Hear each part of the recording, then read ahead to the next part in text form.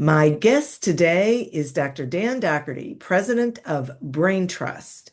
He holds a PhD in management and is a global leadership coach whose passion lies in developing world-class communicators, with over 25 years in pharma leadership and groundbreaking research on the neuroscience of coaching. Dan co-created neurocoaching. He's coached thousands of leaders worldwide and teaches leadership and entrepreneurship at Miami University's Farmer School of Business, where he continues to shape the next generation of transformative leaders through science, empathy, and intentional growth. Thanks so much for being here today, Dan. Thank you, Diane. I appreciate it. That's a lot of pressure. Everybody Oh, listening is probably like, that's just his resume. Like, let's get into this. Let's go. So that's like, park all of that stuff now and let's just let's talk leadership. Let's talk coaching. I love it. I think you are absolutely up to the challenge. All right. Okay, so we do three quick tips. We might do an extra one. Here's my first question for you. What are the key ingredients of a coaching conversation that actually leads to behavior change? Okay. I love it. So let's start. So I refer to this oftentimes as the six P's. And let me kind of lay this out for you. So let's say for our listeners, we're walking into a situation, and this comes from decades of research and a very close link to emotional intelligence. So let's focus on the first three P's as an example. So we hop on this podcast, and even our conversation before the filming was here's a tip that can lead to behavioral change. What's the purpose of this conversation? And so the P's are designed because if we clarify the purpose, not only we have clarity in the conversation, which saves us time, which is arguably the most precious commodity we have as leaders and as coaches. But it also serves a duality of function to say, okay, well, how does that also link back to your personal purpose? If I don't have a personal purpose relative to the conversation, I don't lean into them as much into the vision of where you're going, which is actually what drives your attitudes and your behaviors. So that's P number one. P number two, I honestly believe, Diane, we can change the world. And one of the things with this second P, and it's perspective taking. And so think about if we walked into conversations and you and I said, hey, Diane, you run this podcast. And I think I asked you this question before we started. What's your perspective on where we should go or what might have benefit for your listeners? I have to have that curiosity to understand your perspective. Now, what people oftentimes don't realize is that P is directly connected to empathy. And empathy is an emotional competency that says, wow, not only do I sense what you're feeling, but I'm considering your perspective. And then you can layer on all kinds of great stuff on situational leadership, et cetera. But can you imagine a world where we walk into a conversation, even if it's a heated one, and I say, hey, Diane, wait a second. I want to understand your perspective on this. And I shift the tone in my voice. You're like, whoa, wait a second. You see me? Yeah, You hear me? yeah, And I'm convinced, as simple as that sounds, for a practical tip for leaders situationally, yeah. if you align purpose and perspective, then our third P is plan. And in Okay. thousands of coaching scenarios, here's what I find, Diane, is one of the weakest things that drives behavioral patterns, because we all have habits as communicators. We get in that habit loop. If you're a fan of atomic habits, we get into these behavioral patterns. And then we go back and I'll talk to leader after leader and be like, hey, for that situation, has that person had any self-discovery or code generation into that plan? And they're saying, oh, yeah, they have. They have it, Dan. We have it. I said, cool. Can I see it? And they're like, oh, trust me. I said, no, no. As your coach, can I see it? They're like, well, we have it, but it's not written down. So I was like, well, then how do you know whether you're on or off the path? So let me pause there and see if you have any comments or questions. But if you can activate those three, and anybody listening to us say, wow, you can activate that. We just have to do it intentionally. And so those things are aligned both into self-awareness and self-management of emotions, along with great planning for that transactional part of coaching, which is like, let's hold ourselves to a higher level of accountability, but let's have better plans. And I cannot tell you how far leaders gap whenever I get into that part of any one of those first three P's. I so love this. First of all, curiosity is one of my favorite things. I think we are nowhere near as curious as we should be. And I totally agree with you that when we are, that's just the and believe me, for perspective taking, I totally get what you're saying. I think in every aspect, being curious first, genuinely curious, allows us the opportunity to have better conversations, to have better solutions to things because we're not coming in from our own headspace, which is my second thing that I love so much about that, which is you have to co-create the plan. They have to have buy-in or the plan's not going to work. Now, I love that. And one of the things I would say is, like let's use the military. And I'm always careful with military examples, Diane, because I'm not a military person. Yeah. But what I have found from talking to a lot of them is that now they might be really directive at during boot camp because they know that the knowledge level isn't the readiness level of people go, it's not there. So in their scenario, that's life or death. That's injury. There's lots of things. So they choose a style then. So maybe in that sense, say, hey, we're not code generating the plan relative to this situation, but that's the level of fine tuning that what the terminology I love for coaches is like, how situationally fluent are you relative to then to adjusting the dials on how you coach? Because what I'm shocked by, Diane, this is one of the reasons we created neurocoaching, Yeah. because I was one of those leaders that for 30 years, I never had a coaching framework. And I've been trained and had leadership opportunities in some of the best companies in the world in my pharmaceutical career, but I never had a coaching framework that I intentionally used to help navigate conversations. Uh, You mentioned curiosity. Well, Ted Lasso, if any of our listeners yes. are Ted Lasso fans, that dart scene he made famous, viral, because he quoted Walt Whitman. Yeah. He said, "Be curious, not judgmental." Yes. And then because what happens when you're curious is then you get into somebody else's story, Yeah. like, and then all of a sudden they're like, "Wow, you actually hear me and see me." And what a lot of our listeners probably don't know in the neuroscience side of that is it activates the empathic network, and it is a network in the human brain that allows us to be more open to new ideas. Uh, So now perspective, it's not optional. Because like to your point about are we becoming more or less curious? I think you said, well, maybe we're becoming less. I agree. Here's the other question for our listeners. Are we becoming more or less emotionally intelligent? And researchers would argue that we're becoming less. We get right. information flowing so fast Yeah. and we think we have the answers and we're under pressure. For everyone listening to you and I, watch yourself under pressure in how you coach. And are you really leaning into somebody else's perspective? Or are you just going, you know what? I'm going to go in here. I'm going to give them 1, 2, 3. I'm going to drill the plan in, and then I'm going to walk away and go, wow, that's the best coaching conversation I ever had. And Right. they're sitting there going, you know what? You don't care at all about what I think. So the levels of readiness gets into understanding, well, where are they? So Yes. if they have a high readiness level, then you and I are right. Well, let's co-generate, allow self-discovery, allow them to think in Yeah. a world where AI is helping us be more efficient, which Yeah. should technically give us more time to think. But we as coaches have to do that intentionally. Yeah. Yeah. That's great. That is terrific. Okay. My second question. What is the difference between managing for performance and coaching for development, and why does it matter? Okay, a couple of things on this. And I think everyone probably listening to us, if they're interested in leadership, I'm going to make an assumption that they know what I'm about to say. Okay. We have to manage and lead.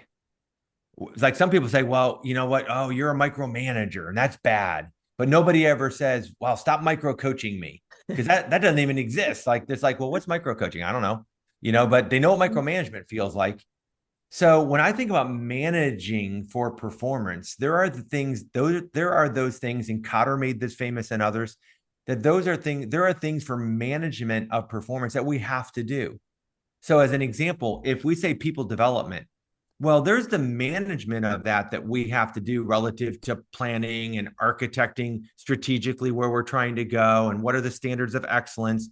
We have to manage those things. But yet, when it comes to organizing, inspiring, motivating, leading, there's the leadership coaching piece of that. So, what I like to tell great leaders is, and people that are really interested in the art of coaching, and it is a skill, Yeah. is that you have to have a higher level of knowledge about the things that you're managing for performance, and then separating out to say, well, now those things that we need for development, where's our awareness relative to those development things that we're going to help to feed our performance? I think what happens in modern management today, and I did this in my qualitative research, look at like the tool of performance evaluations. And most people listening to us will probably like roll their eyes and go, oh my gosh. Well, a lot of people don't like writing them. People don't like receiving them. What we've done is we bury them in large LMSs, and they're 85% transactional, 15% relational. And the reality of that is we have to have the balance of that. So what ends up happening, and I've heard a leader say this to me recently, when they do the performance reviews, Dan, the development part is optional. I'm like, optional? How can that be optional? And they're like, well, because what they're doing is saying it's all performance. So 85% of that is management of performance, but yet the development plan isn't feeding into the things that they need to actually develop in order to perform. So I would say separate those a little bit. Really look at where's the vision of where that team members try, where are they now?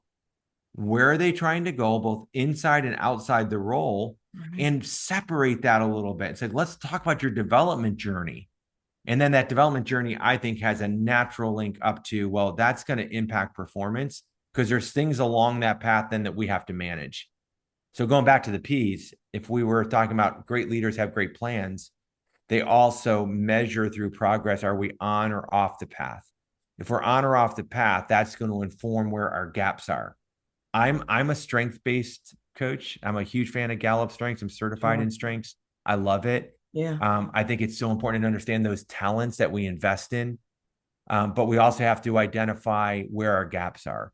And if we understand where our gaps are and we link those gaps into the skills needed to perform in our job, then we start to see the remerge of that.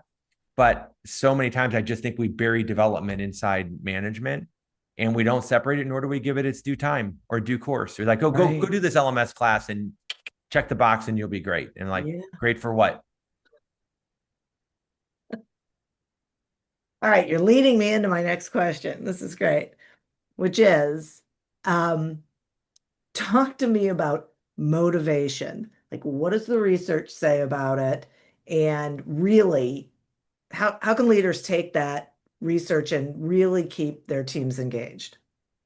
Okay, excellent question. One of the things that I want to say two things on motivation, Okay. and I want everybody to hear me on this. One of the things that we now, and again, this might be a light bulb moment for some people. Other people are like, yeah, that's what I do. If you want to motivate someone, you've got to get into the intrinsic motivators, not just the extrinsic motivators. And so one of the things that we teach is that through the power of what we call shared vision, and my research showed from a relational climate perspective, shared vision, so relational energy, compassion, those things actually not only do they activate your central nervous system, that makes you release oxytocin and dopamine and makes you more open to new ideas, but you're showing me that you actually care. So when we're training people on shared visions, like if you want to get to motivation, understand what actually motivates me. And so here's a very specific example, Diane. Okay. I've had leaders for years. I'm 57 years old. I've had leaders for years that made the assumption that money was my motivator without ever asking me. And what they never realized is that that really was never the motivator for me.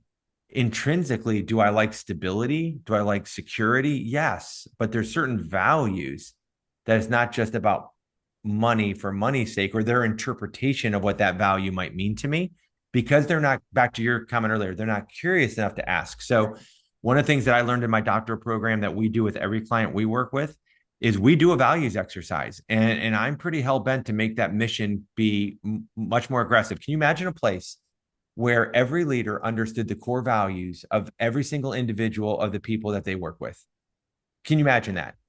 Because now get to motivation. If I Right. understand what intrinsically makes you go, and I'm aligned that to the standards of excellence for your job, and I do that, and I'm really effective at situational coaching, that's our formula, that creates a climate.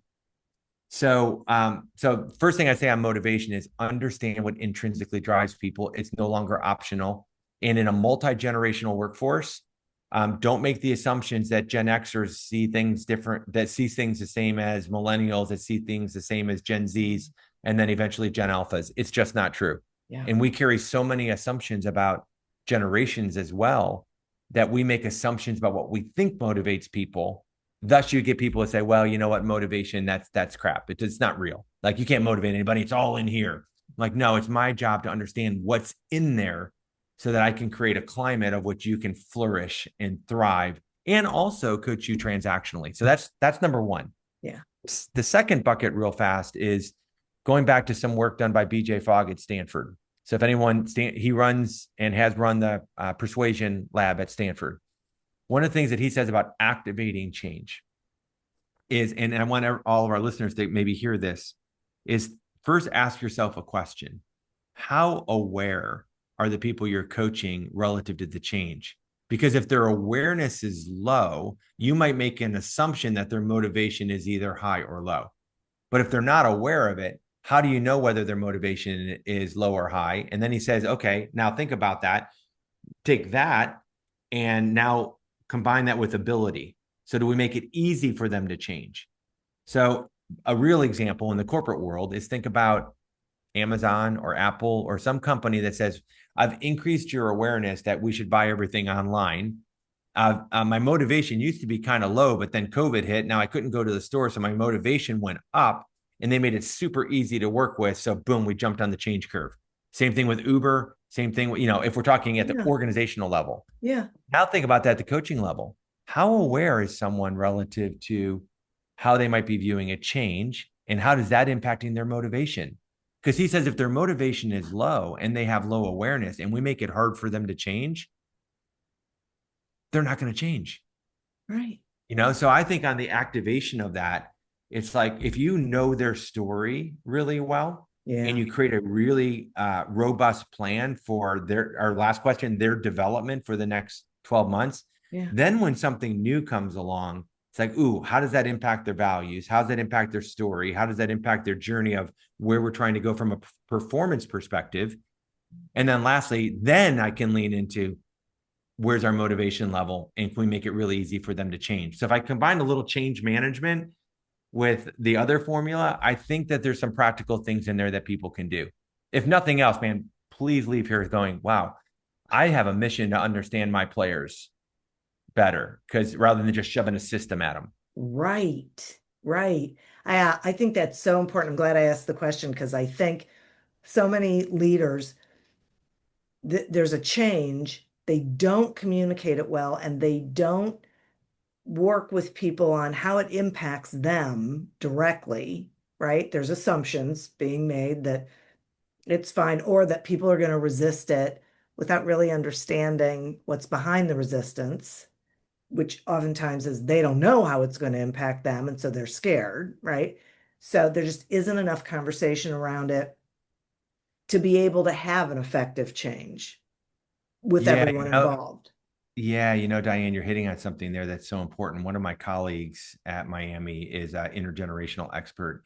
And one of the things that she's trained me on, and her name's Megan Gerhardt, if anybody wants to look her up, but one of the things that she changed me on or trained me on was that we got to understand that in different generations, their experiences, their shared experiences are different. And Right, so if we don't understand those experiences, we make a lot of assumptions and they have a different set of norms. right. And then that's driving their attitudes and their behaviors. That's exactly right. So now when you get into a behavioral loop with that, that's what's forming some of those habits. So if you don't really understand their experiences, this younger generation's gone through COVID, and Right. now there's all kinds of literature about what's the social implications of hybrid workforces, what's the implications of, and on and on. There's Yeah. all kinds of different things that are factors based on what Yes. they've experienced that will really influence their motivation. Yeah.